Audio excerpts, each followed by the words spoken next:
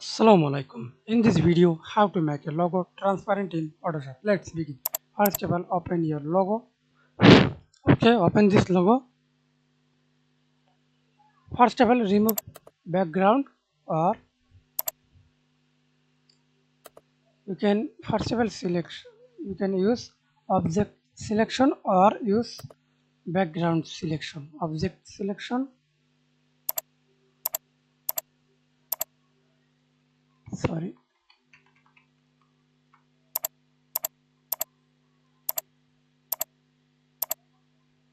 Okay, then create a layer mask or use one color.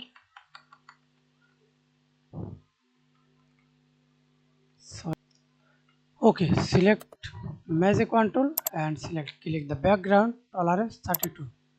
Then press delete.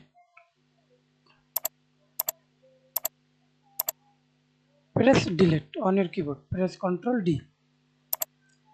See this transparent. Then again change opacity.